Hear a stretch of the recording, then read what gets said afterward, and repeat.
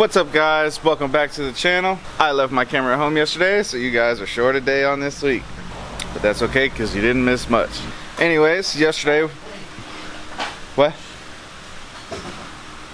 you say? Oh no, I'm just feeding myself. Oh, okay. John's over there talking to him. So anyways, yesterday we did work on our Torqstorm built motor car that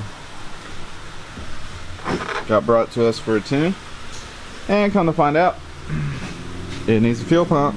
Go figure. We found that out, just fuel was running away up top.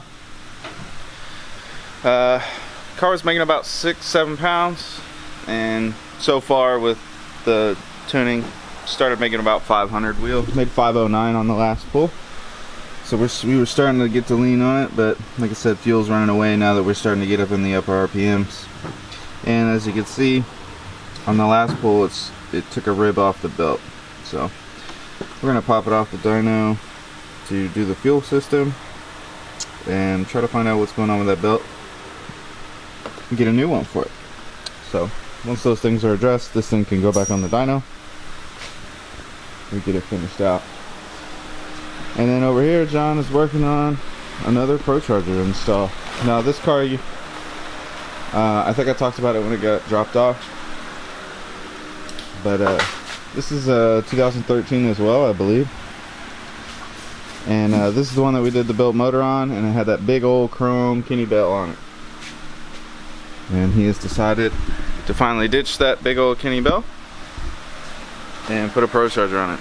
So, whew, it's a hot one up in here.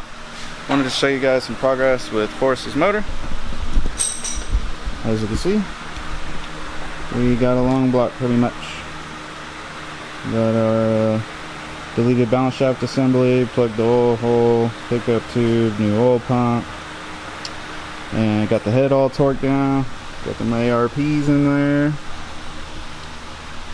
I just set the camshafts in. I'm waiting for new camshaft seals to go in here, and then I'll go ahead and get all the timing components on this thing, get it signed, and we'll probably go ahead and slap the turbo kit back on and get all the oil and coolant lines down back here, and then drop this motor back in the chassis. So hopefully John has got this one pretty much situated by the end of the day, which I'm sure he will. The only thing that we're lacking on this one is the coolant tubes in the back, which I believe I talked about yesterday. So as he's wrapping up the Pro Charger install, tomorrow we should get the coolant tubes, but we're going to get this thing all together and get it off the lift because we won't need to be underneath the car anymore to get it finished. Remember our Y body? He brought it back by. We needed to tidy up some stuff on the bottom. The double-sided sticky wasn't working. I ended up putting screws in there, but cured a little issue they had on the bottom. But as you can see, it's all wrapped up, and he got his wheels, so it's not on stock wheels anymore. But he's on his way to come pick this one up, so I wanted to show you guys it before it left. And then the 2021 came back. In a video you guys have probably already seen, we did the front splitter and the wicker bill on this thing, but today I went ahead and put the black stripes on it. Man, this 2021 wide body looking clean and mean, baby. I really like how this one turned out. But he's inside paying, so I wanted to shoot this thing real quick for you guys before it left. But man, I love me a wide body Charger, boy. That dude's hauling ass.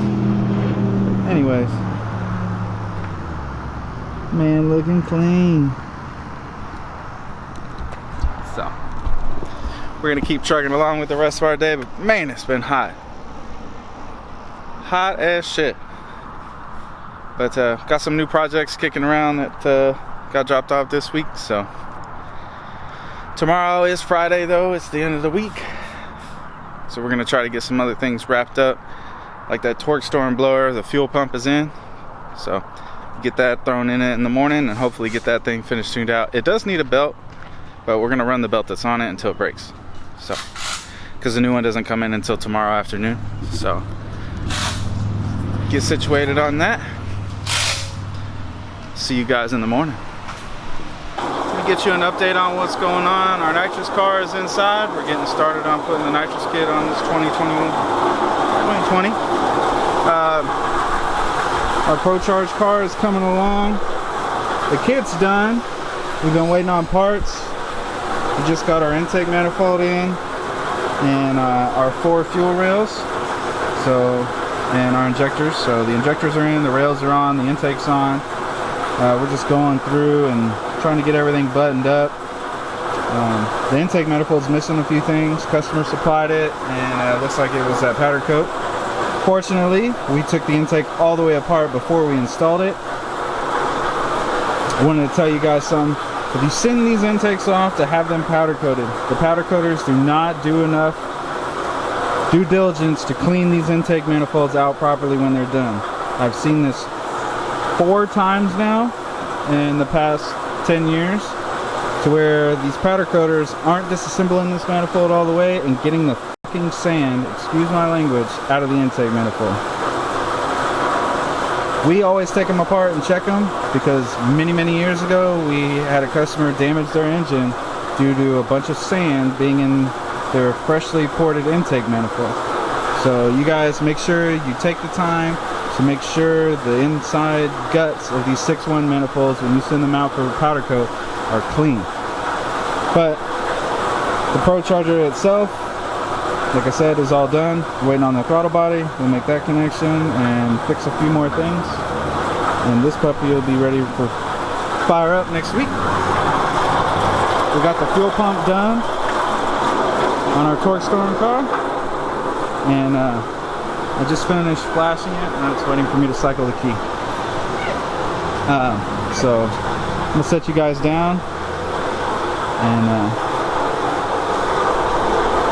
let's see what kind of power it can make now that the fuel pump is fixed.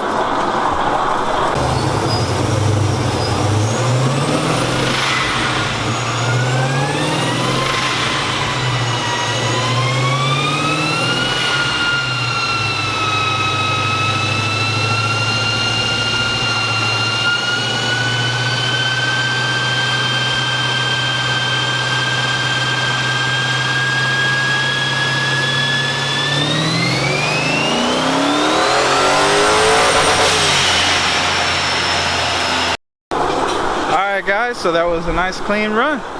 Take a look. The numbers here, focus. It's at 531 and 494.